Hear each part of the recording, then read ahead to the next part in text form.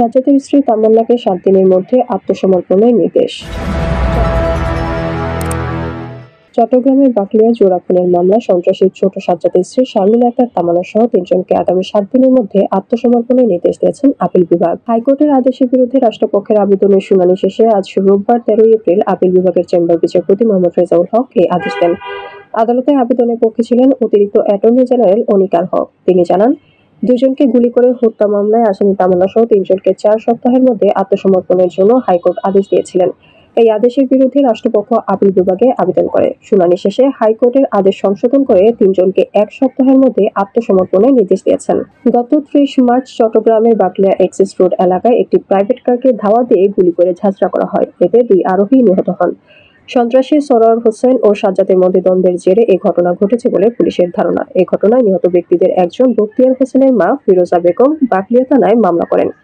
মামলায় সাজ্জাদ, তার স্ত্রী তামান্না, শারমিন সহ 7 জনকে আসামি করা হয়। এদিকে সিসিটিভি ক্যামেরায় ফুটেজ দেখে পুলিশ মোহাম্মদ বেলাল, মোহাম্মদ মানিক ও সজীব নামের 3 জনকে শনাক্তের পর গ্রেফতার করে।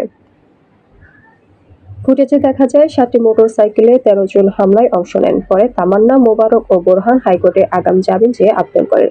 এর আগে গত 9 এপ্রিল বিচারপতি মোহাম্মদ মাহবুবুল ইসলাম ও বিচারপতি মোহাম্মদ হামিদুর রহমানের হাইকোর্ট বেঞ্চ তাদের 4 সপ্তাহের মধ্যে আত্মসমর্পণের আদেশ দেন। ছোট সাজ্জাদ হত্যা, অস্ত্র ও চাঁদাবাজির ঘটনায় চট্টগ্রামের বিভিন্ন থানায় 15টি মামলার আসামি।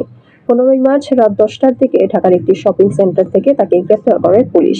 গত 16 মার্চ সামাজিক যোগাযোগ মাধ্যম ফেসবুকে তামান্নার ভিডিওটি ভাইরাল হয়। ভিডিওতে তামান্নাকে বলতে দেখা যায়, আমার জামাই রাতে অ্যারেস্ট হয়েছে, এটা নিয়ে এত হাই হুল্লাস করার কিছু নাই, মামলা যখন আছে অ্যারেস্ট হবে, এগুলো নিয়ে এত টেনশন করা, দুঃখ প্রকাশ করা, কান্নাকাটি করার কিছু নাই।